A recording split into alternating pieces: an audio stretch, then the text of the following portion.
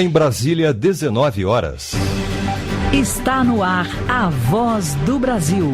As notícias do governo federal que movimentaram o país no dia de hoje.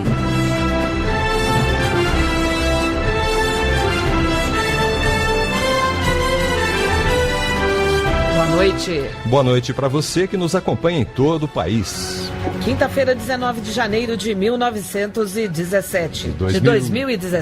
E vamos ao destaque do dia. Agricultores de todo o país vão ter 12 bilhões de reais em crédito para a safra deste ano. Leonardo Meira. Em Ribeirão Preto, o presidente Michel Temer anuncia aumento nos recursos para financiamento do agronegócio. E você também vai ouvir na Voz do Brasil de hoje. Presidente Michel Temer garante saque integral de contas inativas do FGTS. E Quem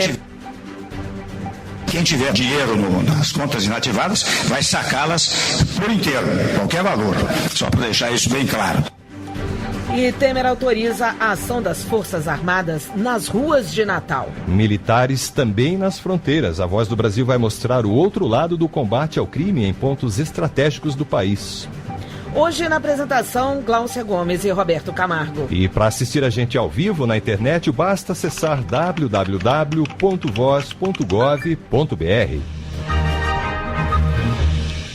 Antes mesmo de começar a plantar, o agricultor precisa fazer o planejamento de quanto precisa de adubo, sementes e pesticidas para a lavoura. E quanto antes ele fizer a compra antecipada desses produtos, o chamado pré-custeio, mais ele economiza. E este custo menor pode ser repassado a quem faz compras de frutas, verduras e outros produtos agrícolas nos supermercados, por exemplo. E para que os agricultores possam fazer a compra antecipada desses insumos, o governo colocou à disposição 12 bilhões de reais de financiamento para pré-custeio da próxima safra.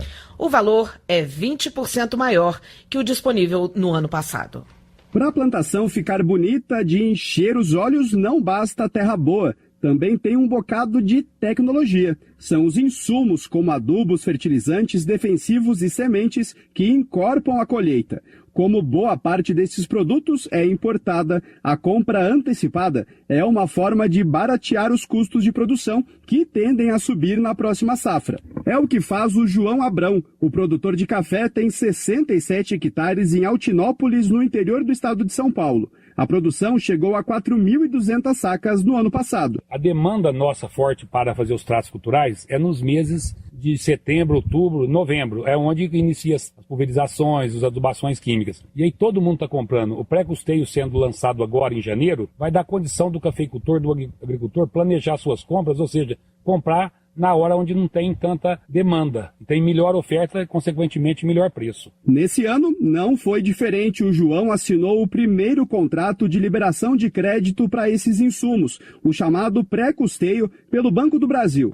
Para outros produtores como o João, o banco vai colocar à disposição 12 bilhões de reais para o pré-custeio. O valor é 20% maior que o do ano passado.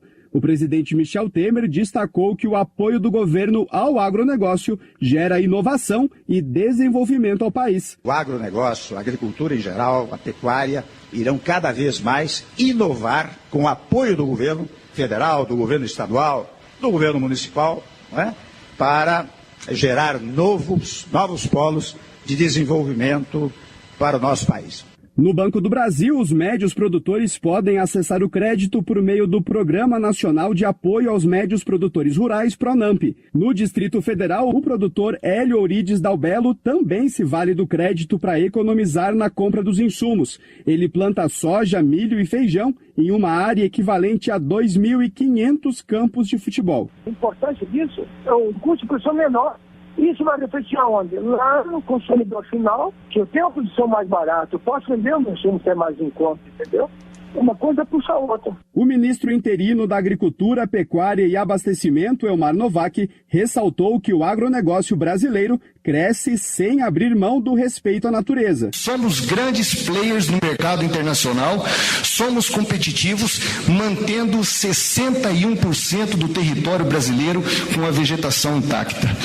Para dizer para o mundo que nós não aceitamos a pecha de que não respeitamos o meio ambiente. Para a atual safra, a estimativa da Conab, a Companhia Nacional de Abastecimento, é de uma produção recorde de 215 milhões e 300 mil toneladas de grãos. Reportagem Leonardo Meira. E durante o discurso de anúncio do Plano Safra, o presidente também aproveitou para negar qualquer boato sobre o saque de contas inativas do FGTS, anunciado no final do ano passado pelo governo. Temer garantiu que os trabalhadores que possuem estas contas inativas vão poder sacar todo o valor disponível sem limite. Segundo Temer, a medida vai estimular a economia. Tem trabalhador aí precisando pagar dívida, tem trabalhador pretendendo fazer compras. Quanto representa isso? Representa mais de 30 bilhões de reais. Eu disse muito bem, vamos liberar as contas inativadas, que vai alcançar cerca de 30 milhões e 200 mil trabalhadores, que vão apanhar esse dinheiro e vão colocar na economia. Os trabalhadores vão poder sacar os valores de contas inativas até 31 de dezembro de 2015. O governo vai divulgar o calendário de saques no mês de fevereiro. E o presidente Temer fez um balanço dos 6 meses de seu governo. Ele citou medidas importantes aprovadas neste período, como o limite de gastos públicos e a reforma do ensino médio, além de políticas econômicas que reduziram a inflação no país. O presidente falou sobre outras ações que estão em curso, como a reforma da Previdência e a modernização da legislação trabalhista. Segundo Temer, o governo também vai trabalhar neste ano para uma reforma que vai simplificar o sistema de tributos do país. Ninguém aguenta mais a rede enorme de tributos e de complicações tributárias. As pessoas querem uma simplificação, uma racionalização do sistema tributário no país. Nós vamos trabalhar nisso logo em seguida.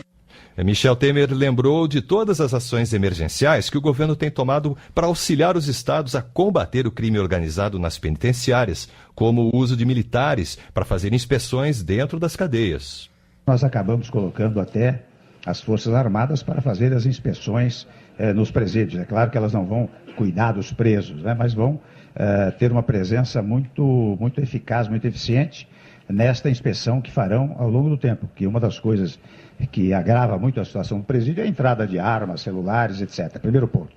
Segundo ponto, no tocante à detecção dos celulares, ou bloqueio dos celulares, vocês sabem que nós destinamos 150 milhões de reais, como destinamos 80 milhões de reais para os scanners, né? E outros tantos valores exatamente para proteger os presídios. Agora, tudo isso depende de uma conexão, de uma junção de esforços com os estados federados. Se amanhã ou depois vai estar resolvido, não vai. Isso é uma questão de longo prazo. Ou de médio prazo, pelo menos, porque nós destinamos verbas para a construção de 30 presídios no país, 5 presídios federais e 25 presídios nos estados.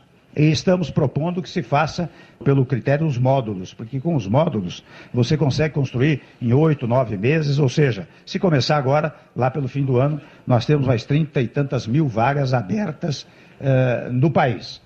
E militares das Forças Armadas já vão atuar para garantir a segurança nas ruas de Natal, no Rio Grande do Norte. A presença dos militares foi autorizada hoje pelo presidente Michel Temer. Quem tem mais informações ao vivo é o repórter Paulo La Sálvia, que está no Palácio do Planalto. Boa noite, Paulo. Boa noite, Roberto, Gláucia e ouvintes da Voz do Brasil. Hoje o presidente Michel Temer recebeu um telefonema do governador do Rio Grande do Norte, Robinson Faria, solicitando o imediato envio das Forças Armadas para o Estado. O presidente Michel Temer aceitou o pedido e autorizou o envio imediato dos militares. Nas redes sociais da Presidência da República, Michel Temer informou que as tropas vão atuar nas ruas de Natal. A capital do Rio Grande do Norte vive um clima de apreensão.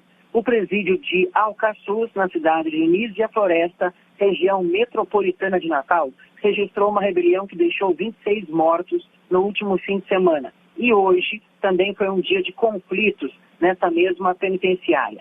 Já nas ruas de Natal estão sendo registrados vários ataques a circulares, além de atos de vandalismo. Ao vivo, Paulo La Sálvia. E agora nós vamos a Dourados, no Mato Grosso do Sul, onde o repórter Ney Pereira acompanha a viagem do ministro da Defesa, Raul Jungmann, às cidades brasileiras da faixa de fronteira. O ministro comentou a autorização para que as Forças Armadas atuem nas ruas de Natal. E o repórter Ney Pereira tem ao vivo essas informações. Boa noite, Ney. Boa noite, Roberto, Gláucia e aos ouvintes da Voz do Brasil.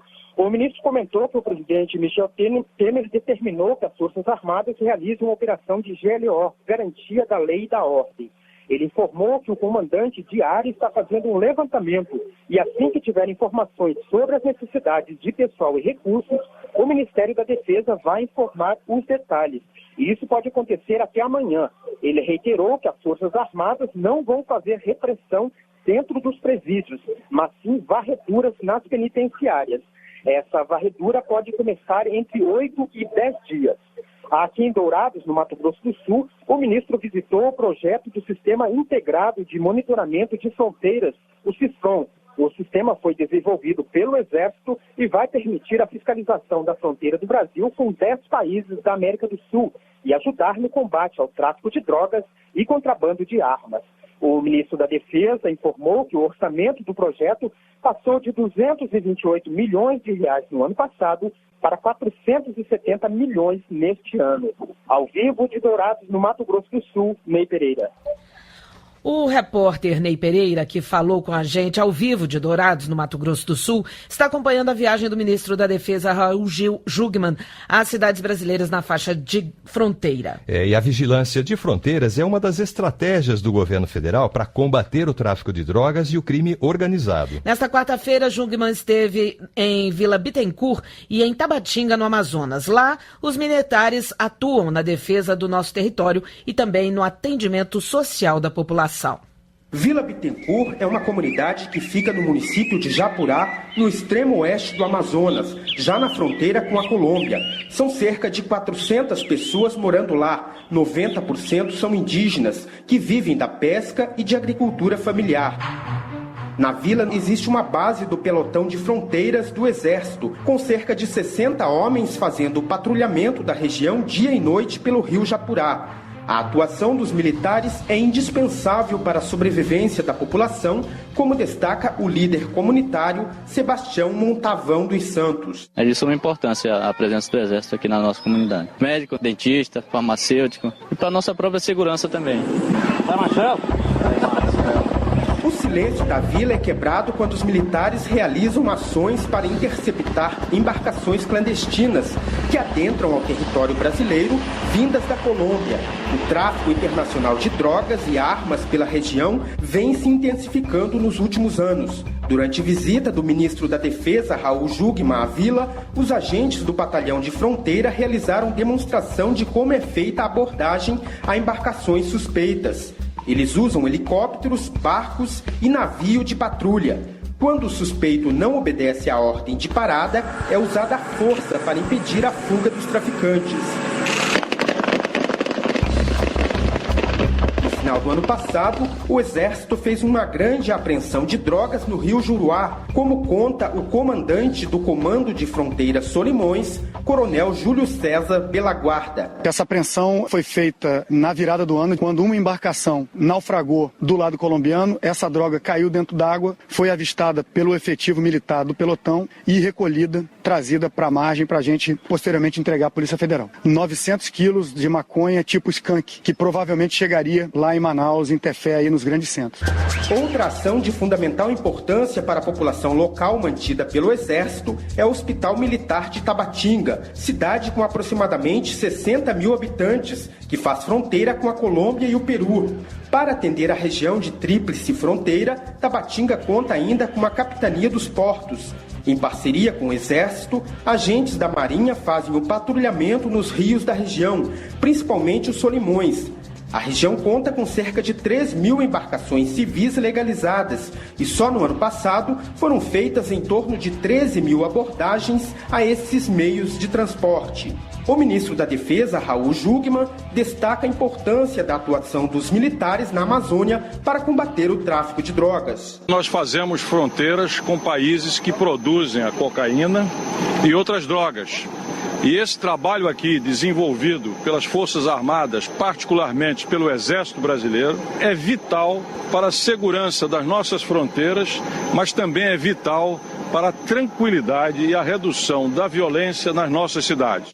Fiscalizar a região de fronteira é uma das estratégias do governo brasileiro para combater o tráfico de drogas nos grandes centros. Para isso, tem aumentado a atuação dos militares no norte do país. Em 1950, por exemplo, eram 1.000 homens do Exército na Amazônia. Hoje são 20.000. O Brasil tem quase 17.000 quilômetros de fronteira terrestre. Cerca de 10.000 estão na Amazônia. De Tabatinga, no Amazonas, Ney Pereira.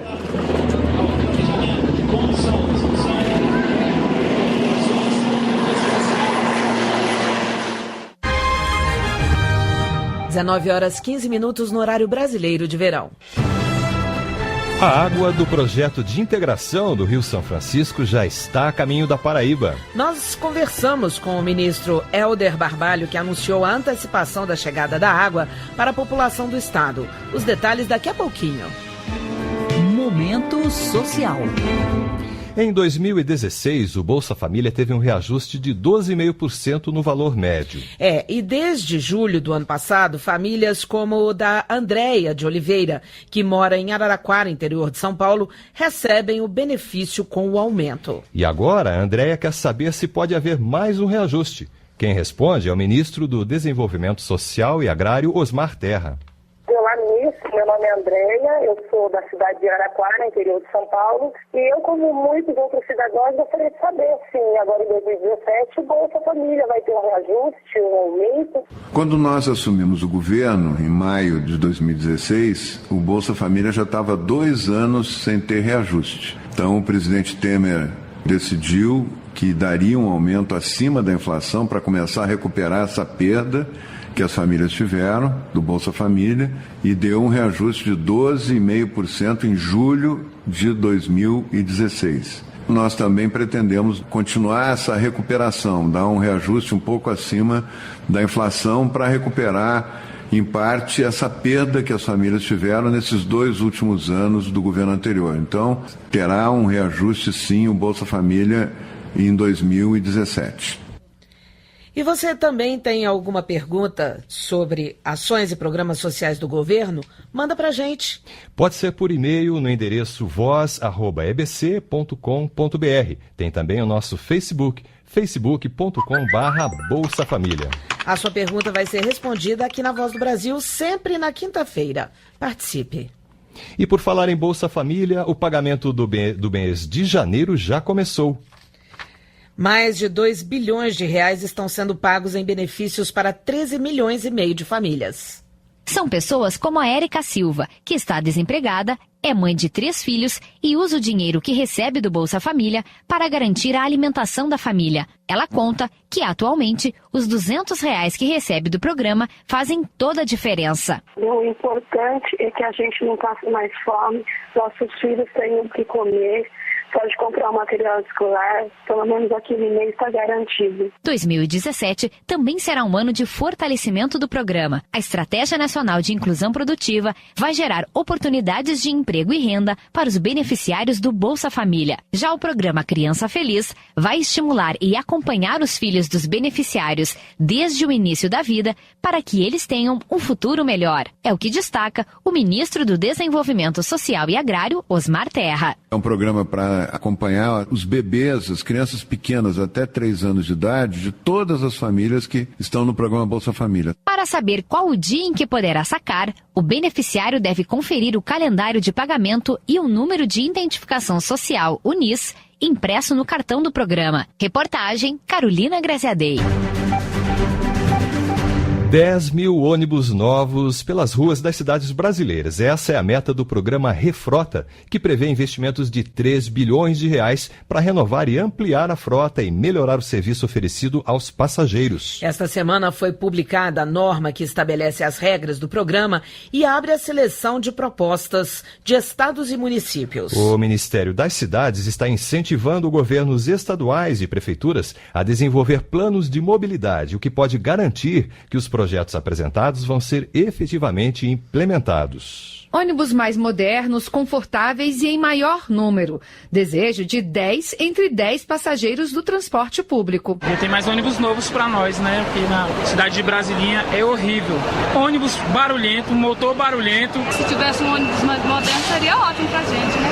Porque a gente trabalha tanto, a gente chega no final do dia tão cansado, ainda pega um ônibus, não tem conforto nenhum, terrível. Todos nós temos vontade de andar no ônibus de qualidade pública. Nós merecemos, né? Agora essas reivindicações estão mais perto de serem atendidas. No fim do ano passado, o governo lançou o Refrota, um programa para financiar a troca e ampliar a oferta de ônibus do transporte coletivo. Esta semana foram publicadas as regras para a seleção de propostas e já foram contratados 100 novos ônibus para São Paulo.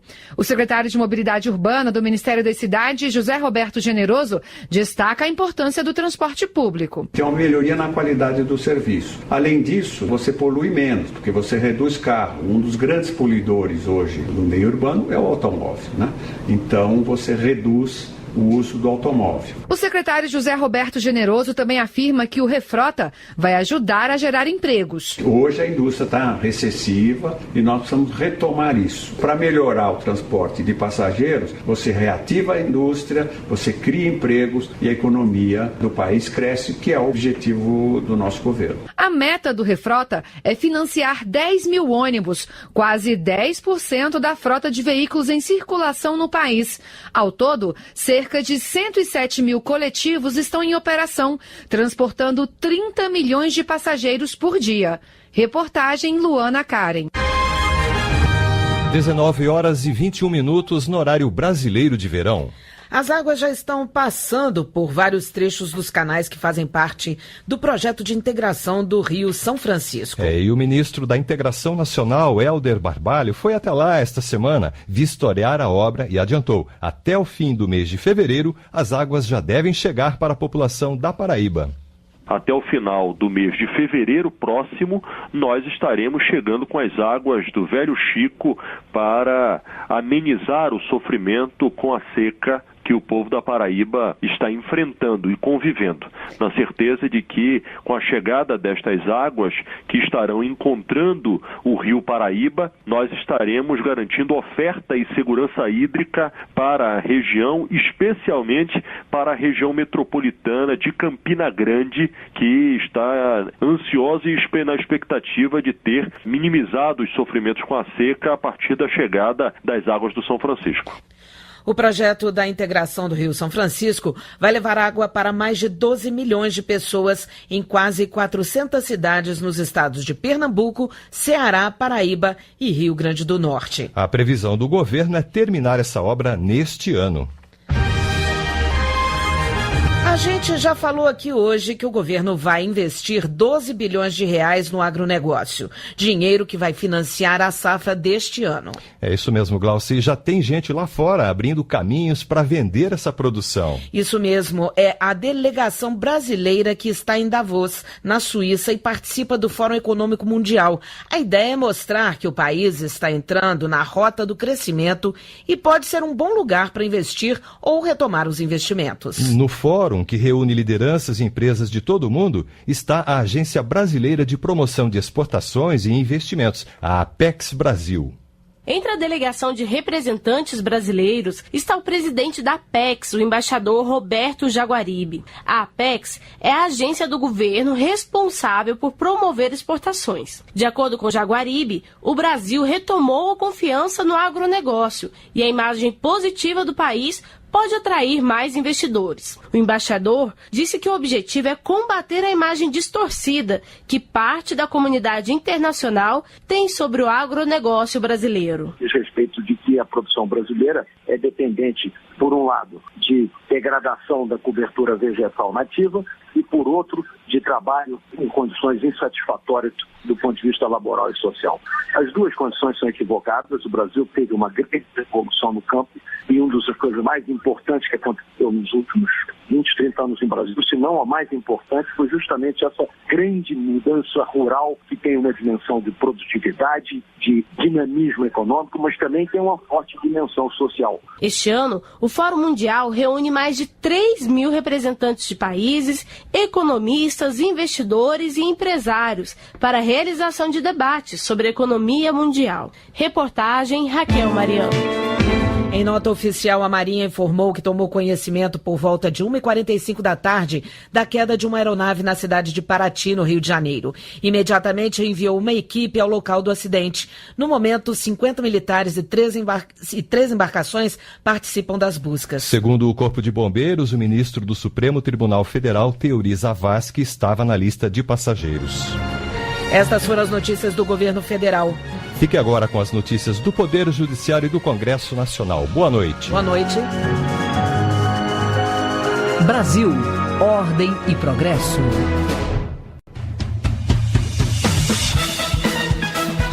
Você vai ouvir agora notícias do Poder Judiciário. Supremo Tribunal Federal analisa ação sobre pagamento de precatórios do Rio de Janeiro. Dentista é condenado por vender recibos falsos para dedução de imposto de renda. Restaurante é condenado por conceder intervalo no início da jornada de trabalho. Agora em Brasília, 7h25. Boa noite, eu sou Uliana Gomes. E eu sou o Arthur Filho.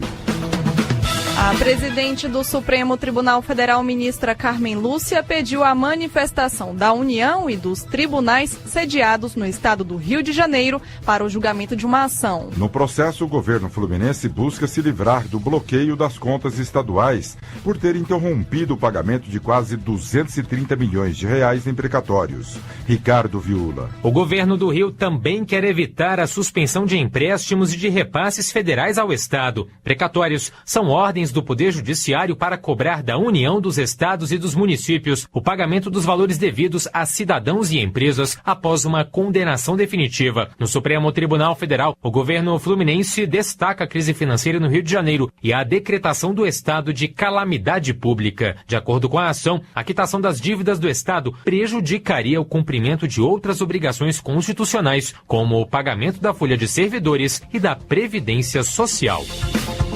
Dentista é condenado por vender recibos falsos para a dedução de imposto de renda. O homem gerou um prejuízo de mais de R$1,5 milhão aos cofres públicos. Emily Almeida. Em 4 anos, o dentista teria falsificado 210 recibos. Os contribuintes compravam esses recibos para descontar o valor na declaração do imposto de renda. O homem admitiu que realmente falsificou os documentos, afirmando que precisava do dinheiro para custear tratamentos de saúde dele. A Justiça Federal em São Paulo condenou o profissional a pagar multa de 15 salários mínimos e ainda prestar serviços à comunidade.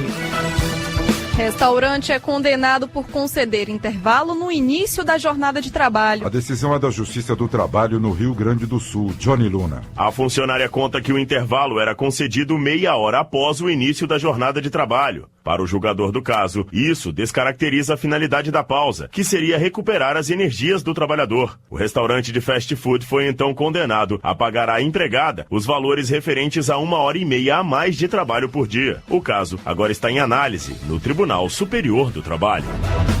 Empresa aérea indenizará casal impedido de viajar aos Estados Unidos. O problema foi causado porque a mulher não tinha visto de estudante. A decisão é da Justiça do Rio Grande do Sul. Carlos Ribeiro. A passageira informou para a Delta Airlines que a lei americana permite que um turista realize curso sem necessidade de visto de estudante, se esse curso tiver no máximo 15 horas semanais, como era o caso dela. Mas a mulher foi impedida de viajar. Pelo motivo, a empresa aérea foi condenada a pagar R$44 mil de indenização ao casal, além de ressarcir os valores que os passageiros tiveram com as despesas.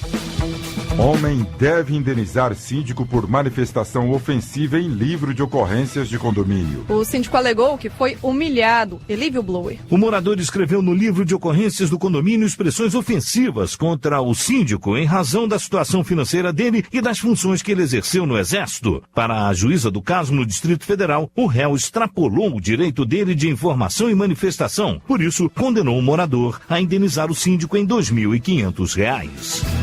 Estado do Ceará deve fornecer alimentação especial para criança com câncer de sarcoma. A família alegou não ter condições financeiras para arcar com o suplemento, que custa mais de R$2.000 por mês. Ao determinar que o Estado cearense pague o remédio, a sentença judicial afirma que a receita médica do garoto deve ser renovada a cada 6 meses.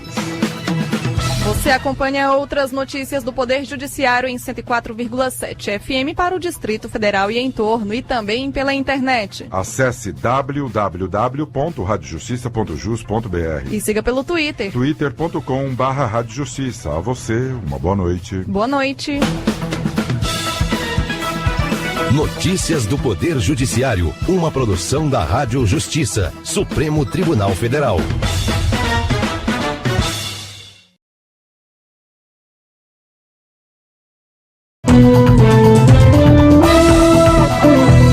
Está no ar, o Jornal do Senado. Senadores lamentam a morte do ministro do Supremo Tribunal Federal, Teoriza Vasque, relator da Lava Jato. Cristóvão Buarque elogia medidas do governo para ajustar a economia. Mas Armando Monteiro alerta que redução das desigualdades sociais também deve ser prioridade. Estes são os destaques de hoje do Jornal do Senado, que começa agora. Boa noite. Boa noite. A delegação brasileira que participa do Fórum Econômico Mundial na Suíça vem tendo encontros com grandes investidores e jornalistas internacionais para explicar que o pior já passou na economia. A participação brasileira repercutiu bem entre vários senadores, mas com a ressalva de que ainda há muito o que fazer para recolocar o país nos trilhos. Repórter Floriano Filho. O presidente do Banco Central, Ilan Goldfan, que também participou de reuniões no Fórum Econômico Mundial na Suíça, junto com o ministro da Fazenda, Henrique Meirelles, afirmou que a política monetária brasileira entrou em novo ritmo. Ele falou especificamente sobre a redução em quase 1 ponto percentual da taxa básica de juros da economia. Atualmente, em 13% ao ano, o impacto imediato da queda é a redução da dívida pública. Goldfan ressaltou que a continuidade da queda dos juros depende da inflação e da atividade econômica. O senador Cristóvão Buarque, do PPS do Distrito Federal, reconheceu que ainda é preciso avançar mais nos ajustes econômicos, mas avaliou positivamente a participação da delegação brasileira na Suíça. Começamos a ter sinais positivos na economia. A inflação aparentemente sob controle. Em consequência, como tantos de nós dissemos, a taxa de juros começa a cair, não tem outra maneira. A PEC 55 fazendo com que haja um sinal de controle de gastos. Com isso, será possível reduzir a dívida. Aí as taxas de juros caem, não tem outro jeito. O senador Armando Monteiro, do PTB de Pernambuco, também enxerga um cenário que começa a se tornar mais positivo e comentou a afirmação da diretora do Fundo Monetário Internacional, Christine Lagarde, de que se deve dar prioridade para o combate à desigualdade social. Eu acho que esse é o grande recado do Fórum, não apenas endereçado ao Brasil, que é aliar a esse novo padrão de crescimento econômico, de incorporação de tecnologias, uma sociedade que possa ser mais inclusiva. Já a senadora Gleice Hoffmann, do PT do Paraná, afirmou que, diferentemente do que dizem os governistas, as despesas públicas não cresceram descontroladamente nos últimos anos, a ponto de exigir uma emenda à Constituição para limitar os gastos públicos. Segundo explicações de Gleice Hoffmann, o crescimento dos gastos se manteve estável desde 1998. O que mudou o cenário foi uma crise conjuntural, que atinge também outros países do mundo. Com isso, as receitas diminuíram, acrescentou a senadora. Para ela, em vez de cortar despesas, o governo precisaria investir para que a economia voltasse a crescer. A senadora disse que o governo tem usado uma crise que não é só do Brasil para tirar direitos da população. Senadores não vão ter um problema com o seu olerite no final do mês. Não vão ter um problema com o seu auxílio saúde. A maioria do povo brasileiro, principalmente quem ganha o salário mínimo, quem utiliza o SUS e quem utiliza a escola pública, vai ter. As taxas de seguro obrigatório já começam a ser cobradas em alguns estados e estão mais baratas este ano. Atualmente, metade do valor arrecadado é destinado ao pagamento de indenizações de vítimas de acidentes de trânsito. Além disso, 5% vão para programas de prevenção de acidentes de trânsito e o restante é destinado ao Ministério da Saúde. A senadora Ana Amélia, do PP do Rio Grande do Sul, tem um projeto que redistribui a quantia arrecadada com a cobrança do seguro DPVAT e aumenta o valor das indenizações pagas às vítimas. Pela proposta da senadora gaúcha, metade do valor será destinado ao custeio de indenização de vítimas, 5% para campanhas de prevenção de acidentes de trânsito, 15% para o Sistema Único de Saúde, 10% para programas de reabilitação profissional e física do INSS e 20% para as entidades que gerem um regime próprio de previdência social, instituído por estados e municípios. Na opinião de Ana Amélia, a nova divisão vai assegurar o apoio necessário para que estados e municípios, responsáveis direto pelo atendimento de vítimas de acidente, continuem prestando esse serviço adequadamente. Fica no âmbito dos estados e municípios os programas de reabilitação física, motora e também profissional das vítimas de acidentes de trânsito e também aquelas questões relacionadas à previdência social. E o senador Romário, do PSB do Rio de Janeiro, defendeu o projeto dele que altera a Lei de Diretrizes e Bases da Educação para obrigar os sistemas de ensino a desenvolverem programas e ações específicas para os jovens e adultos com deficiência. Ele lembrou que o Plano Nacional de Educação já prevê esse tipo de ação, mas como sua vigência é de 10 anos, o projeto, se aprovado, vai assegurar a continuidade das políticas educacionais específicas para jovens e adultos com deficiência. Romário também destacou a importância do Estatuto da Pessoa com Deficiência. Sabemos todos que a verdadeira deficiência que causa mais mal e a mais destrutiva é a exclusão. Ao proteger e garantir os direitos da pessoa com deficiência, o Estatuto promove, em resumo, uma sociedade mais saudável que se concilia com sua pluralidade e valoriza suas diferenças. O senador Benedito de Lira, do PP, pediu ao governo uma política de estímulo e incentivo à agroindústria no Agreste Alagoano para que a região deixe de ser apenas produtora e se torne também um centro de processamento de beneficiamento. Uma cultura que ganha força na região é o abacaxi, e o senador contou que hoje os melhores frutos são exportados, enquanto os menores viram ração ou são jogados fora, porque não atendem às exigências dos importadores. De acordo com Benedito de Lira, esses abacaxis fora do padrão não seriam desperdiçados se a região pudesse transformá-los em polpa, suco ou mesmo doce. Para isso é necessária uma política que garanta acesso à tecnologia e capacitação dos trabalhadores para a manipulação, o processamento e a comercialização de produtos derivados do abacaxi. É preciso que incluamos mais conteúdo tecnológico à cultura do abacaxi e que criemos uma cadeia de produção que venha aumentar o valor agregado do fruto, o número de empregos diretos e contribuir para o fortalecimento da economia local. E não conseguiremos fazê-lo sem o apoio do governo.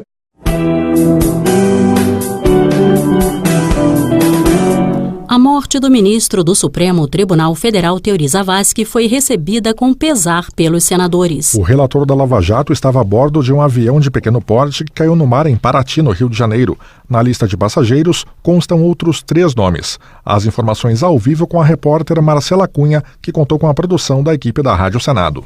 O ministro do STF, Teori Zavascki, e outras 3 pessoas constam na lista de passageiros de um avião de pequeno porte que decolou às 13h01 desta quinta-feira de Campo de Marte, em São Paulo, com destino a Paraty, no Rio de Janeiro. A aeronave caiu às 14h30, a 2 quilômetros de distância da cabeceira da pista de Paraty, na Costa Verde, próximo à Ilha Rasa. O nome de Zavascki na lista de passageiros foi confirmado pelo Supremo Tribunal Federal.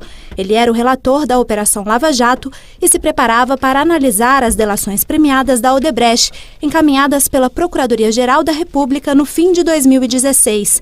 Teori foi indicado ao STF pela ex-presidente Dilma Rousseff em 2012 e também foi ministro do Superior Tribunal de Justiça, desembargador da Justiça Federal e professor de Direito Civil. O senador Raimundo Lira, do PMDB da Paraíba, elogiou a postura do ministro durante a sua carreira. Indiscutivelmente, o ministro Teori Zavascki era um homem que transmitia confiança, competência, patriotismo, que estava desempenhando a sua função com muito esforço, com muita dedicação, sempre com o objetivo de dar ao país o melhor resultado possível. O senador Jorge Viana, do PT do Acre, também lamentou a morte de Theori, a quem atribuiu um grande senso de justiça. Ele era muito respeitado por todos pela sua seriedade, pela maneira técnica como agia nos processos, não tinha medo de repreender quem extrapolava os limites da lei e, ao mesmo tempo, passava uma confiança muito grande para todos por seu senso de justiça. É uma perda irreparável, agrava, de alguma maneira, esse ambiente que a gente vive hoje, né? Já o senador José Medeiros, do PSD de Mato Grosso, ressaltou a postura do ministro diante da relatoria da Operação Lava Jato.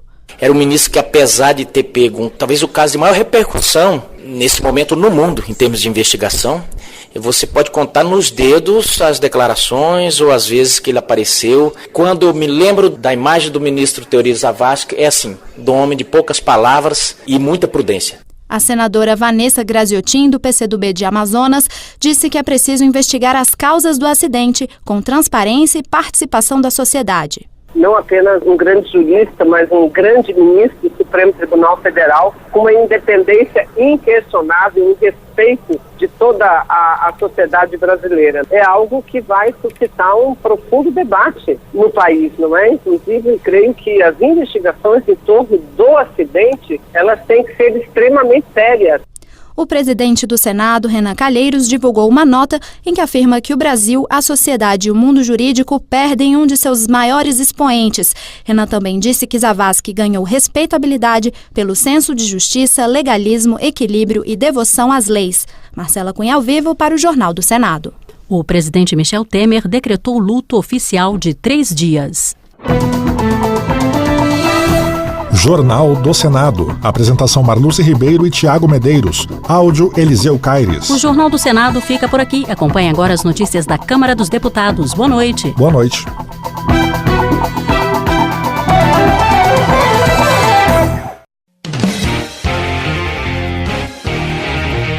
Jornal Câmara dos Deputados. O projeto dispõe sobre prisão adaptada para deficientes e gestantes. Câmara espera garantir prática de vaquejadas e rodeios em nova lei. Deputados querem reverter decisão da Suprema Corte sobre aborto. Boa noite. Foi criada na Câmara uma comissão especial para debater a decisão do Supremo Tribunal Federal que legaliza o aborto até o 3º mês de gestação. Gilberto Nascimento, do PSC de São Paulo, discorda da decisão e argumenta que a vida começa no momento da concepção. 90 dias já é uma criança, 90 dias é uma vida, 90 dias é um ser que não pode ser assassinado. Aborto é assassinar crianças. Estamos trabalhando porque esta posição tem que ser revista. Primeiro, o Supremo Tribunal Federal é uma casa de julgamentos. Quem faz a lei é a Câmara Federal. Portanto, a Câmara Federal e o Senado, e aí se compõe o Congresso Nacional, esses são responsáveis pela lei. E são responsáveis por quê? Legislar e fiscalizar. Portanto, não é papel do Supremo legislar nisso. Gilberto Nascimento lembra que o crime do aborto já está previsto na legislação brasileira e a Câmara vai buscar meios legais de reverter a decisão da Suprema Corte. O congressista afirma que uma intervenção, mesmo até os 3 meses de gestação, representa um grande sofrimento para a mãe e para o feto. Contrário à legalização do aborto, Evandro Roman, do PSD do Paraná, também discorda da decisão do Supremo Tribunal Federal de descriminalizar o aborto nos 3 primeiros meses de gestação. O deputado pede o apoio da população para alterar a determinação do STF. Nós acreditamos que quem não tem voz hoje, que são esses embriões, esses fetos, alguém tem que falar por eles. Então, a preservação da vida, a organização, o saber que você pode defender uma vida que está ali de uma forma totalmente inocente, indefesa e trabalhar por isso. Então, eu peço que a sociedade organizada pró-vida, de um modo em geral, as pessoas que deem este apoio ao Congresso Nacional, temos que ter o entendimento de que o direito à vida é realmente desta criança, deste embrião que lá está. Evandro Roman questiona o amparo legal do parecer do Supremo Tribunal Federal e promete ser uma das vozes a lutar dentro da Câmara contra o aborto em qualquer momento da gestação. O parlamentar considera a decisão revoltante e entende que a vida começa no primeiro instante da concepção. Saúde. Um dos eixos de atuação de Jones Martins, do PMDB gaúcho, na Câmara, é a defesa do Sistema Único de Saúde. Para o deputado, mesmo com a crise, o governo federal deve priorizar o SUS e melhorar a qualidade do atendimento para a população brasileira. O nosso SUS chegando cada vez mais nas pessoas, com qualidade, com serviços, em que pese toda a dificuldade que nós estamos vivendo, atividade, em função da economia que está em crise. O fortalecimento do SUS também é uma bandeira que eu trago para cá, é uma bandeira de muitos outros deputados, mas que eu trouxe para cá como uma bandeira pessoal que eu gostaria de defender, estou defendendo. Eu faço parte da Comissão de Seguridade Social e tenho procurado lá dar minha contribuição, minha experiência no fortalecimento dessa política pública que é o SUS. Apesar de avaliar que a saúde pública é uma das áreas mais difíceis de ser gerida, Jones Martins afirma que o Ministério da Saúde tem trabalhado pela melhoria do setor. Ele também promete empenho na tentativa de blindar o Sistema Único de Saúde das dificuldades financeiras enfrentadas pelo país. Projeto de Luiz Lauro Filho, do PSB de São Paulo, altera o Estatuto da Criança e do Adolescente para atribuir a classificação indicativa de não recomendado para menores de 18 anos a diversões e espetáculos públicos que contenham cenas de tabagismo.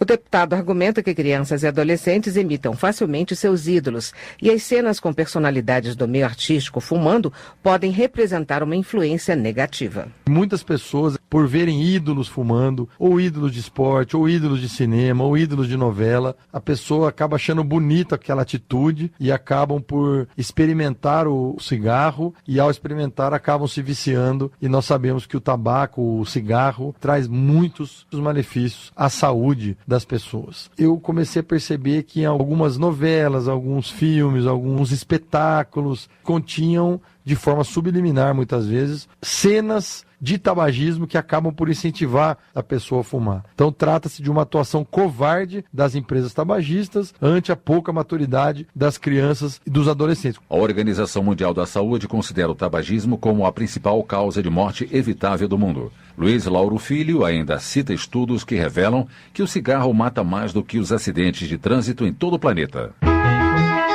Previdência. Ao criticar o limite de gastos públicos por até 20 anos e a proposta de reforma da Previdência do governo federal, Chico D'Angelo, do PT do Rio de Janeiro, avalia que muitas pessoas que saíram às ruas pedindo mais saúde e educação estão insatisfeitas com os rumos do país. A reforma da Previdência, ela sacrifica os pobres e protege os banqueiros e grandes empresários dispensados de devolver as isenções tributárias. A disputa política na democracia, ela tem regras. Com a retirada ilegítima da presidenta eleita, se criou uma grave crise institucional e política. As regras foram substituídas pela disputa autoritária e bruta. Com o golpe, tudo piorou. A economia está em queda livre e a política perdendo a legitimidade. Para retomar um ambiente favorável para o crescimento do Brasil, Chico D'Angelo defende que a população se mobilize para evitar que os direitos conquistados ao longo de décadas sejam retirados. Um dos projetos que mais tem gerado polêmica no Congresso é a reforma da Previdência.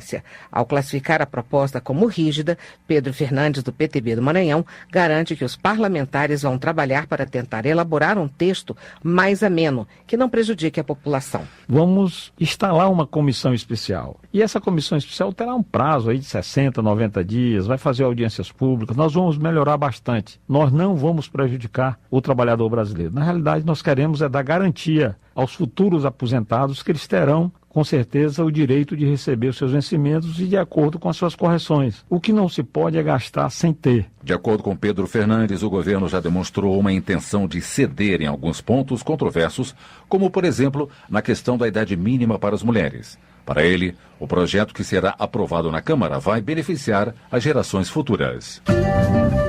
Educação. Dentro da Lei de Diretrizes e Bases da Educação, Bonifácio de Andrada, do PSDB mineiro, defende uma maior autonomia para as universidades brasileiras, a exemplo do que, segundo ele, acontece em outros países. Ele relaciona a liberdade acadêmica ao elevado nível científico. A universidade na Alemanha é altamente prestigiada, como também na Itália, como também na França, como também na Inglaterra. E no nosso país, infelizmente, a tecnocracia do Ministério da Educação tem dificultado a vida da universidade, que precisa ter autonomia. Autonomia é fundamental para que a universidade possa se adaptar às realidades que rodeiam a sua vida numa região X ou numa região H, ou numa parte do país ou noutra parte do país, para formar bons profissionais e, ao mesmo tempo, providenciar, através da pesquisa, através dos estágios universitários, aquilo que tanto necessitamos, no sentido de elevar cada vez mais a nossa cultura. Segundo Bonifácio de Andrada, a universidade pode dar soluções para o ensino básico e médio, porque conta com profissionais capazes de discutir e enfrentar os desafios da educação. Para o deputado, as instituições públicas de ensino superior do Brasil assumem papel estratégico no desenvolvimento do país e, por isso, devem ter apoio do governo. Desenvolvimento Regional. No início de outubro, o Supremo Tribunal Federal julgou inconstitucional a lei cearense que regulamentava a vaquejada, uma tradição cultural na qual um boi é solto em uma pista e 2 vaqueiros montados a cavalo tentam derrubá-lo pela cauda. Para Josué Benson, do PTB do Pará, o STF deveria revogar a decisão porque, segundo ele, os animais que participam dos eventos são bem tratados. O que é a vaquejada? Simplesmente um esporte de fim de semana que participam aqueles que são preparados para isso, geralmente nos aniversários de municípios do interior. E quando se fala em maus tratos de animais, é o que não existe nem na vaquejada, nem nas festas do peão boiadeiro de Barretos ou de qualquer outra localidade. O gado separado para a vaquejada é um gado bem cuidado, os cavalos são cavalos bem cuidados, os profissionais vivem disso. Josué Benston acredita que a prática da vaquejada será legalizada no país, já que estão tramitando na Câmara e no Senado várias propostas para reverter a decisão do Supremo Tribunal Federal. Um dos projetos já aprovado e sancionado é a lei que eleva rodeios, vaquejadas e outras expressões artístico-culturais a condições de manifestação cultural nacional e de patrimônio cultural imaterial. Efraim Filho, do Democratas da Paraíba, avalia a decisão como uma maneira de proteger a renda e o emprego de muita gente no interior do país. A vaquejada hoje, ela representa cerca de 600 mil empregos diretos e indiretos. Vai além do vaqueiro, tem o produtor da ração animal, tem o veterinário, tem os artesãos das celas, das botas, dos bonés, tem os artistas que participam dos eventos, movimenta o turismo interno dessas cidades, chega hoje em algumas cidades da região Nordeste a atrair mais público do que o próprio futebol. Efraim Filho informa que já existe uma proposta de emenda à Constituição tramitando no Congresso para garantir ainda mais segurança jurídica à prática. Para o deputado, a regulamentação desses eventos fomenta o bom funcionamento dos rodeios e vaquejadas e principalmente evita maus tratos a animais. João Fernando Coutinho, do PSB de Pernambuco, também defende a proposta de emenda constitucional que transforma a vaquejada em patrimônio cultural imaterial. O congressista ressalta que o surgimento do esporte está relacionado à história dos brasileiros que vivem no campo, além de empregar atualmente mais de 600 mil pessoas. Acredito que é necessário que o Congresso Nacional tenha uma responsabilidade para garantir a tradição da vaquejada e agregada a ela toda uma influência econômica e social que ela traz, toda a sua cadeia produtiva para o Nordeste e para todo o país. O ano passado nós tivemos uma decisão do STF que susta uma lei que regulamenta o esporte no estado do Ceará. Por isso, nós apresentamos essa proposta de emenda à Constituição. João Fernando Coutinho lembra que a matéria já foi admitida pela Comissão de Constituição e Justiça e que agora uma comissão especial será instalada para debater o tema. Ele entende que a aprovação da proposta significa preservar uma tradição brasileira. Maia Filho, do PP do Piauí, também apresentou o projeto que propõe transformar a prática da vaquejada em atividade cultural e esportiva em todo o território nacional. O texto do parlamentar estabelece mecanismos de proteção aos animais, de modo a impedir que sejam submetidos a tratamento cruel. O que nós entendemos é que acabar com a vaquejada no Nordeste, falo pelo Piauí, é como acabar com São João. São esses eventos que fomentam a economia. Há toda uma cultura investida no evento da vaquejada. É claro que com a evolução dos tempos, nós temos que ir adequando a vaquejada para que não haja nenhum tipo de maltrato ao animal. Esse projeto de lei que nós apresentamos, ele defende o quê? Quem for promover a vaquejada seja uma empresa constituída, que tenha responsabilidades civis e criminais. Dentre as exigências previstas no texto de Maia Filho estão a proteção de espuma nas cercas, proteção para o rabo do animal, proibição do uso de esporas, além da presença nas arenas de veterinários e médicos. A proposta dialoga com lei sancionada por Michel Temer em 2016, que transformou a vaquejada e o rodeio em patrimônio cultural imaterial. Os deputados analisam o projeto que define a conduta de maus-tratos praticada contra os animais e estabelece punição. Autor da proposta, Francisco Floriano, do Democratas do Rio de Janeiro, afirma que quem abandona, espanca, deixa o animal sem água ou comida ou o submete a trabalhos excessivos tem que ser punido. Então é necessário hoje termos algo que o pessoal tem ciência. Bom, eu vou causar isso a um animal, eu posso pegar uma reclusão de 2 a 8 anos, podendo ser aumentado em dobro se for cometido pelo dono e é razoável. Então é necessário que você tome ciência que o maltrato hoje da punição, da cadeia e principalmente você que é o dono, o proprietário. Francisco Floriano informa ainda que será criada a Comissão Especial do SUS Animal para discutir a possibilidade de destinar recursos públicos para tratar dos bichos. Agricultura. Está em debate na Casa a proposta que estabelece regras específicas para acabar com desperdício de alimentos no Brasil. Autor da matéria, Givaldo Vieira, do PT do Espírito Santo, ressalta que a crise hídrica afetou muito a produção de alimentos do país. Ele explica como o projeto pode ajudar a diminuir este problema. Cria um sistema para recebimento e doação de alimentos, regras para tal, cria um mecanismo para incentivar os bancos de alimentos no país, delimita as responsabilidades e faz com que o país tenha, então, a partir da sua aprovação, uma legislação que vai tratar de forma séria este mal que assola o nosso país, que é o desperdício de alimentos. Dados da Embrapa mostram que todos os anos o Brasil desperdiça cerca de 26 milhões de quilos de alimentos bons para o consumo humano, quantidade que, segundo Givaldo Vieira, daria para alimentar toda a população capixaba. A proposta está em análise na Comissão de Constituição e Justiça da Câmara. Em 2016, a empresa de assistência técnica e extensão rural celebrou 60 anos de atividades extensionistas no Paraná. Ao homenagear a instituição, Leopoldo Meyer, do PSB, exalta a importância da Emater para o crescimento da agricultura e da economia do Estado. Minha homenageada é mais que um nome, é a continuidade de um corpo técnico e do compromisso com a agropecuária paranaense, que hoje ocupa mais de 1 milhão de pessoas e gera 16% do produto interno bruto do Paraná. Os 60 anos da Emater do Paraná explicam grande parte dessa produtividade. O Paraná é responsável por 14% da produção agropecuária nacional. Leopoldo Meyer aponta o trabalho da Emater como responsável pelo desenvolvimento do setor no Estado. Justiça. A Câmara aprovou uma emenda ao pacote de medidas contra a corrupção que prevê a punição de juízes e membros do Ministério Público por abuso de autoridade. Ronaldo Lessa, do PDT de Alagoas, considera injusta a repercussão da votação na imprensa. Para o deputado, foi um erro divulgar pelos meios de comunicação que a Câmara votou contra a Operação Lava Jato.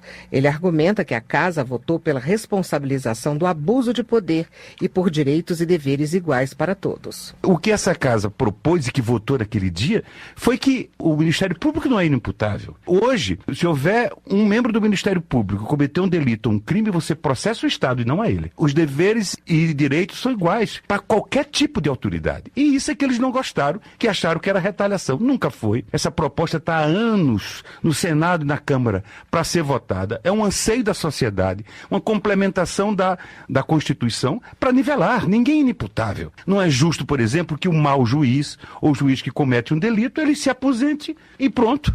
Qualquer outro cidadão é processado, é preso, etc. Ronaldo Lessa acrescenta ainda que as medidas que foram amplamente discutidas e aprovadas pela Câmara vão fortalecer o Poder Judiciário e o Ministério Público no combate à corrupção.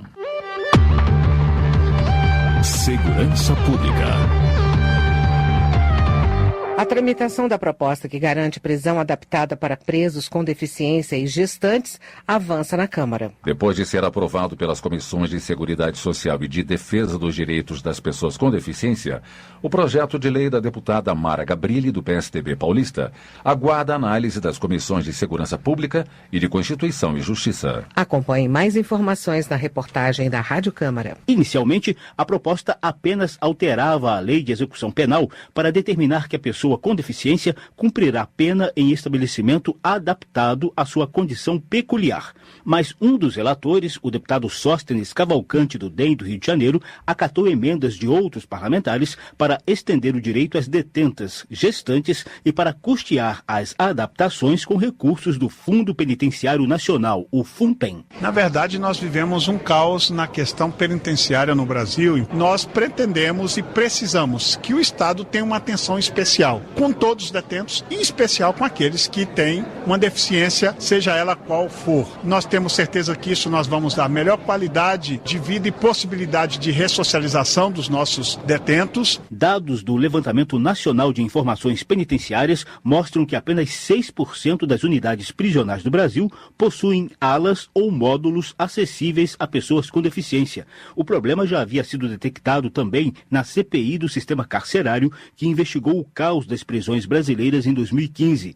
Ex-presidente da CPI e atual vice-presidente da Comissão de Segurança Pública da Câmara, o deputado Alberto Fraga, do DEM do Distrito Federal, avalia que as adaptações são simples, mas ainda dependem de vontade política. O Fundo Nacional Penitenciário tem recursos para isso e é claro que na hora que você vai fazer a contratação da construção de um presídio novo, você tem que colocar isso ali no projeto. É isso que nós queremos. No Brasil não tem. Agora, visitei presídios no Canadá, que lá existe. Presídios na Noruega, Holanda, aonde já existe essa preocupação. Outra relatora da proposta, a deputada Rosinha da ADEFAL do PTB de Alagoas, lembrou que a lei do Fundo Penitenciário Nacional já prevê investimentos de implantação e manutenção de berçário, creche e seção destinada às grávidas e parturientes nos estabelecimentos penais. Da Rádio Câmara de Brasília, José Carlos Oliveira. Termina aqui o Jornal Câmara dos Deputados. Boa noite. Boa noite para você e até amanhã. Voz do Brasil. De segunda a sexta, às 19 horas. Boa noite.